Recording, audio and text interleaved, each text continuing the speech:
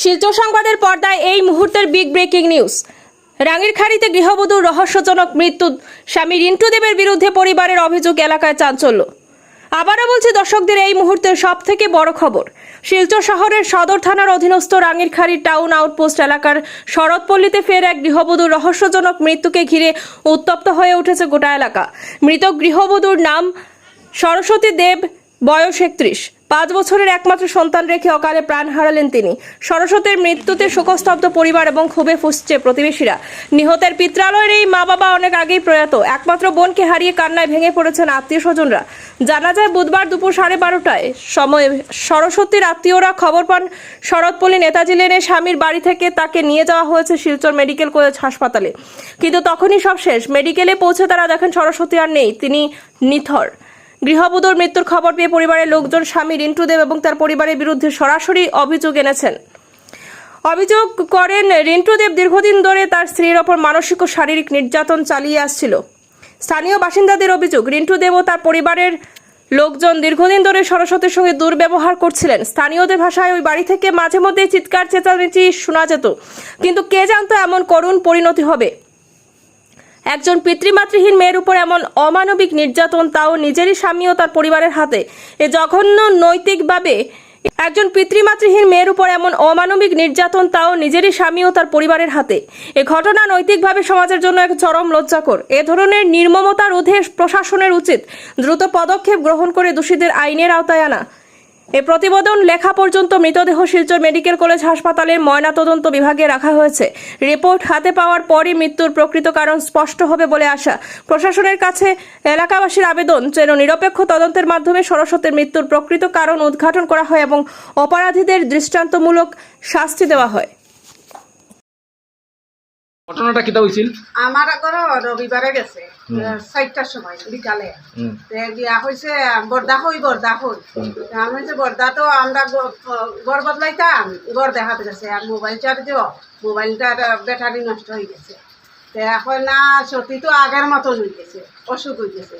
আমি হচ্ছে বই রয়েছে না, মেডিকেল লইয়া যাই, মেডিকেল নিলে সব চিকিৎসা হয়।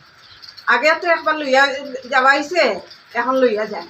এখন আমি সামনে যেতাম, আমি কাজত তাইরে পয়সা কই পাইতাম আর তাইরে তুই আমি কই কাজত যেতাম, তাই দেখে দেখো। আমি হচ্ছে আমার জামাইয়া আমারে দেখেন না, আমি তো একলা থাকি জামাইয়ার বোন।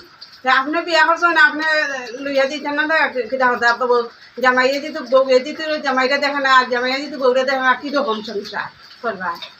আপনারা তো গরম ভর্তি, তোমার মাও আসুন, তোমার ভাইও আসুন, 4-5 জন, তারা কম না। এটা করছি। তারপরে যখন আমি আমার নন্দরে ফোন করছি গুফারে, কইলাম গোপালের সঙ্গে কথা হোক, গোপালের সঙ্গে কথা হচ্ছে না, গেছে গিয়া। এরপরে আবার বিলে দিও লক্ষ্মী সারা করে গেছে, জানি না এটা কি নাম মারা গেছে, যে কি নাম?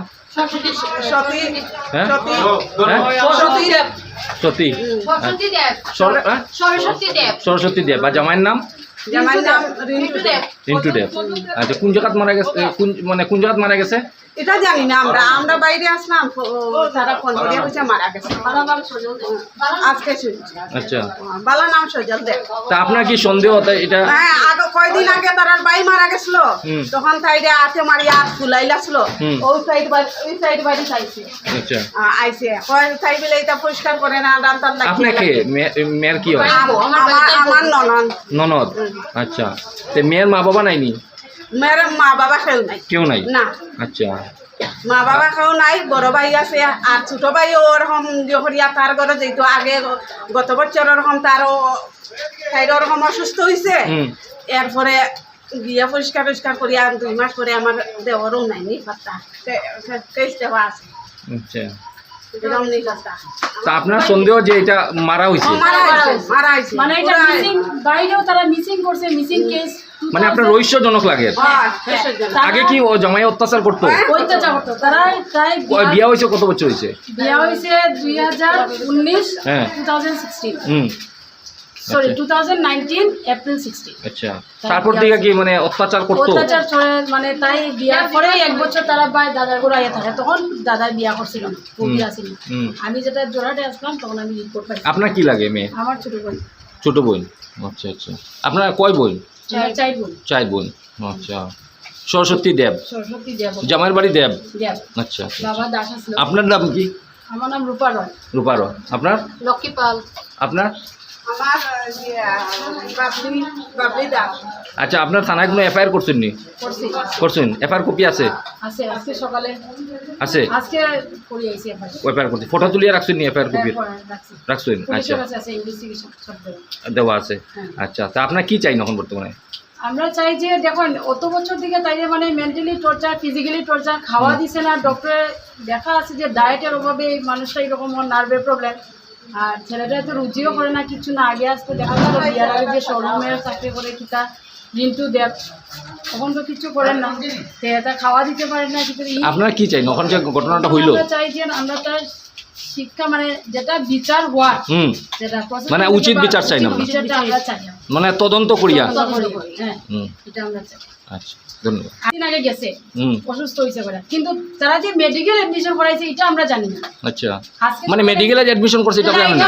মেডিকেল কবে অ্যাডমিশন করছে তারা কইছে? তারা জানি না, তারা রিপোর্ট তখন পুলিশের রিপোর্টের লগে পুলিশের রিপোর্ট দিয়ে মানে আপনারা জানাইছেন না যে তাই অসুস্থ যে? না, জানি না আমরা, ও এটা আমরা জানি না। অসুস্থ অবস্থা আপনি জানেন না? না, খালি কইছে তাই পা ফুলি গেছে 3 দিন আগে গিয়া তাই জামাইয়ে আমার ঘরে কইছে তার পা ফুলি গেছে কইয়া। কইয়া মেডিকেল তারা যখন এডমিশন করাইছে নিশ্চয়ই তারা ফল্ট আছে, নাহলে তারা কেনে মেডিকেলে তারা পড়াইব। আর আমরা কিছু জানাইছো না, আর আমরা জানি না, আজকে মারা যাওয়ার পরে তারা হয় জানে। মেডিকেল গেছে, আমরা নিজেও জানি না, আজকে জানি আমরা।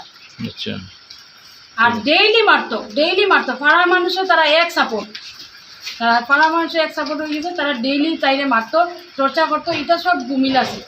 আচ্ছা ওই